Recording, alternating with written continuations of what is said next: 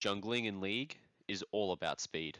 Just by having a faster clear time, you'll average a higher level in your games, as well as having more chances to counter gank and invade the enemy jungler. That's why in today's video, we're going to look at all things to do with jungle speed and jungle clear, so at the end of your path, you have the best opportunity available to you. And be sure to go check out my Metafy, where you can get a free 30-minute live coaching session with me. Otherwise, be sure to head over to my zar.gg, where I've written League of Legends guides that help you in-game, in real time, while you play. With the new rank season having just arrived, it's brought with it 3 new jungle items that completely revamps the way that you should be clearing your jungle. All of these new items bring with them a pet that helps you clear your jungle, replacing the old burn passive of the previous jungle items. This pet does consistent damage every second to all jungle monsters that you're engaged with. Because this damage is evenly split amongst all monsters, you can manipulate the way you kill your camps to speed up your clear, by always focusing on whatever monster has the most health. Here we can see that exact concept used on Wolf Camp to speed up our clear time. Always start by focusing on the large wolf as it has the most health on the camp. Then click on one of the smaller monsters to display this health bar in the top left of the screen. Now that we can see the health of all monsters in the camp, we can make sure to always be hitting the one with the most health. Now that the smaller wolf has more health than the larger one, we can make sure to hit them both once before alternating our attacks between the 3 for the remainder of the camp so that they all die at the same time. Now let's take a look at a side-by-side comparison of clearing raptors, the camp where this trick is most valuable.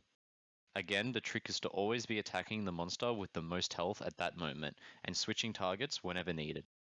This essentially allows your jungle companion to do all of the work, where all you have to do is set up the camp so that your jungle companion can finish off all the low health targets. Keep in mind that this trick only works on jungle camps with more than one enemy, and the effects of which will vary greatly depending on what you play, since champions with lots of AoE will simply kill off all of the smaller monsters without having to switch target at all. But this trick still remains important to know when playing champions with single target damage. The next thing you need to know is about how to use your smite. Unless you plan on making an extremely early invade, you should always be using your smite on your first camp. Simply put, you do more damage when you're level 2 than when you're level 1. So you want to use smite while still level 1 so you can more quickly get level 2 and start clearing faster.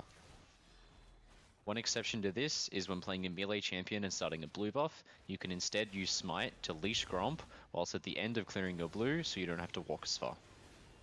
And one last thing just to keep in mind is that some abilities like Lee Sin Q do a percentage missing health damage, and so you should always use smite before using this ability. But by far the most important tip I can give you in this video is about kiting your camps. Make sure between every single attack that you do, you step back outside of the monster's attack range. This way you're not standing around taking free damage while your auto attacks are on cooldown. And of course, while this trick is most impactful when playing ranged champions, the same thing can still be done on melee champions, especially those relying on their cooldowns.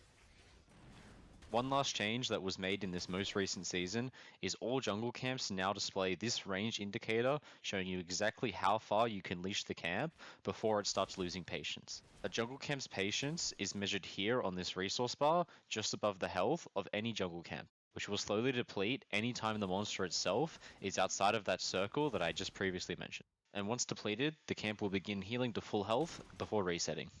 Whilst this mechanic does put a limit on how far you can pull your camps, it's much larger than the circle indicated. Just make sure that you finish the camp before the patience is depleted. This is essential to do on champions with stacking passives like Hecarim. Keep track of my Q stacks here. Because I pulled my camp up far enough, I was able to maintain my Q stacks when walking between my golems to my raptors. In that sense, you should always know where you intend to go next after that camp. If you intend to gank mid, pull the raptor camp towards mid. Or, if you'd like to clear into wolves next, then pull the raptors towards your top side. There's almost no reason that you should be finishing your jungle camps in the corner that they spawn in, except if maybe you're going for a counter jungle and you plan to dash the wall to escape. Counter jungling is a topic that I'd love to talk about in a later video, so if that's something you want to see, remember to subscribe so you don't miss that video. But all in all, jungle is about always being on the move. So make sure to always pull your camps to where you intend to go next to stay more mobile. Kite your camps between auto attacks to stay healthy enough to react to whatever happens on the map, remembering to use this circle and the patience bar to know exactly how far you can leash them. Remember to use smite early in your clear to quickly level up and start clearing camps faster. And remember to always focus whatever monster has the most health in that jungle camp, and then to alternate attacks between them using your jungle pet to help you finish them all off. And with all these new tips in mind, you should be able to go into your next game of jungle with a faster and healthier clear. Thank you so much for watching. If you learned anything in this video, be sure to leave a like, and if you have any video ideas that you want to see in the future, feel free to leave a comment. Otherwise, I'll see you in the next one.